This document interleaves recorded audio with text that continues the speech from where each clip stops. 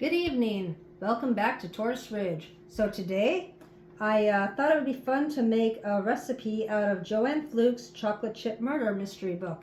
And today we're going to be doing chocolate chip crunchies. At the end of the video, I'm going to be going and explaining what is in this tasty little book right here and sharing some of the murder mysteries with you. So without further ado, let's get started. Butter, white sugar, brown sugar, baking soda, vanilla, beaten egg, crushed cornflakes, our yummy chocolate chips, and now our flour. Okay, and here are our ingredients. I did half the recipe because it's just telling me and I cannot eat 6 to 8 dozen cookies. It's just not going to happen. So we have a half cup of melted butter, half cup of white sugar, half cup of brown sugar, 1 teaspoon of baking soda, half teaspoon of vanilla, 1 egg, 1 cup of crushed cornflakes, 1 cup of chocolate chips, and 1 1/4 cups of flour. So we will be right back and show you how we put that together. And here's our ingredients in front of us, and we will start getting mixing. So what we want to do is do our butter first, our melted butter.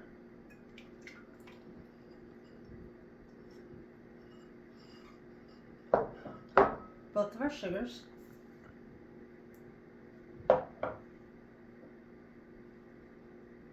Oh, brown sugar doesn't want to come out. And we are going to mix that together. Get all your sugars and your butter melted, and mixed really, really well. This is one of the steps that you don't want to skip on.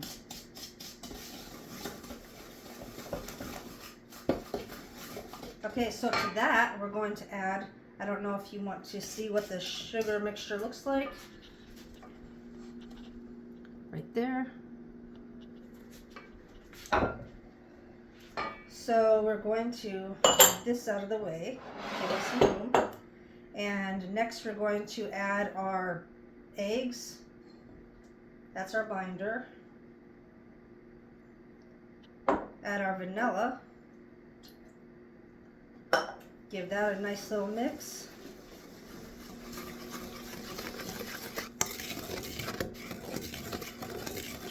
Ooh, it smells so good in here. That bourbon vanilla from Trader Joe's, oh, you just can't beat it. So to that, now we're going to add our flours. The 1 1/4 cup of flour. And we're going to add our baking soda. And then we're going to start mixing that up. And see, it does come together pretty easy, so all you really do need is a wooden spoon. But with that being said, you do want to be careful to not overmix, because if you overmix it makes them rock hard, and nobody wants a rock hard cookie. So make sure all the dry ingredients gets mixed really good. You don't want pockets of raw flour in your cookie dough. Nobody likes some raw flour. Okay, now we're going to add the crunchy part of our chips, and that's the crushed cornflakes. And we're going to drop in those lovely chocolate chips. So just stir it up. You kind of just fold it in. You don't really need to stir. But oh, I think you're going to love these cookies because it smells so good. You can smell just the nuttiness of the cornflake in here. And you can smell that melted butter and the sugar. Ooh. Oh, I am just excited to go and bake these bad boys up. So let me get right back with you and we will start putting those in. And here we have our setup. So I'm going to use my little teaspoon to be getting all of my cookies together. You want about walnut size. And so what we do is we just pat them into a ball. To keep them from spreading so much, you can put these in the refrigerator, but we're just going to wing it like this right now and get these in the oven because me and Tom are ready to taste these bad boys. That's a little bit bigger than a walnut. So just place these out. They will spread, so be mindful of that. Don't go too crazy.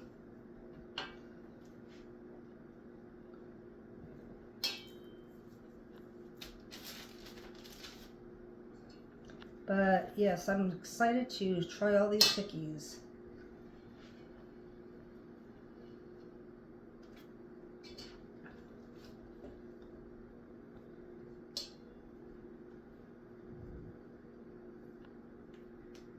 My size portions are not doing me justice here. Okay, we're going to go with that. And when I come back, we're going to taste the cookies and read the book. Welcome back. So we have our chocolate chip crunchies right here. They're freshly out of the oven, and you want to let them cool off. And as Tom can tell you, they are very good. They're addictive. So right now, I'll break one open. They're chewy, and the chocolate just comes out so good. And, oh, that crunch. Oh, it smells so good in here. It's so buttery and chocolatey. But, as I promised you, we're going to get into this book. So I have my notes here because I'm in menopause. Memory is not that good. So, this book is about Hannah Swenson.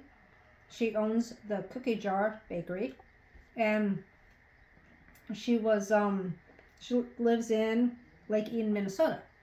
And while she was getting ready for work, her mother decided to call her and try to set her up with an elderly dentist whose favorite topic was gum disease. And since Hannah is in her 30s, that is just not a topic for her. So Hannah mildly tolerates her mother meddling in her affairs and trying to set her up because her mother just cannot stand the fact that Hannah is 30 years old and is not married.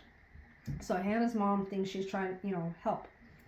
And then her cat, which realizes that she's on the phone with her mother because she can tell how exasperated Hannah is, decides to knock over his cat dish as a distraction.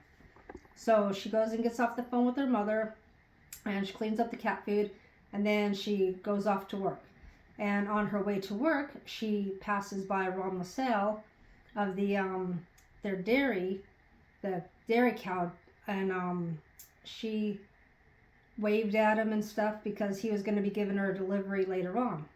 So she gets to the shop and she sets it up, and her recipe, the favorite recipe that was going out that day, ended up being the chocolate chip crunchies.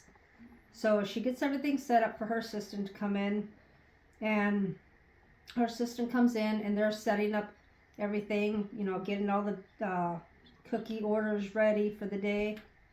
And then her sister comes waltzing in and tells Hannah that she needs to babysit her daughter. And Hannah's like, I'm running a bakery, not a daycare. But she sees the excitement on her niece's face, so she's like, fine, you can be my helper for today. So then, as Hannah's sister was leaving, Hannah's assistant went and said, hey, Ron's not here. What, is he sick? What's going on with him? So she said, well, I drove past him 2 hours ago. I don't know, maybe he's got, I don't know what's going on. And then Hannah's niece pipes up and says, oh, I seen Ron just turn in the corner and his truck made a loud bang, just like Daddy's truck does sometimes. And then so Hannah thought, oh, well, maybe he's got car issues. So Hannah goes and leaves her niece with her assistant while she goes outside to go and check on Ron, see what's going on. And she goes down the alley and sees that the truck's like parked down the alley, but it's blocking both directions. And she's like, oh, well, there must be something really wrong, for the truck to be, parked like that. So as she's walking up, she sees a leg hanging out of Ron's truck, and she thinks, oh, he must be working on the electrical. So she doesn't want to startle him and have him smack his head on the dashboard. So she's like, Ron, do you need me to call a tow truck? And no answer from Ron. And she's like, well, maybe he's just concentrating, and not paying attention. So she goes and walks up to the truck and walks around the truck door where she can peek inside. And the sight that she seen was Ron laying face up with a hole in his dairy delivery shirt, and it's got black powder burns, and she realizes he was shot dead. And so that's where I'm going to leave you for now. And when I pick back up, I will have another cookie recipe for you and another story. Until then, like, share, subscribe, send all the love, and we will see you on the next one.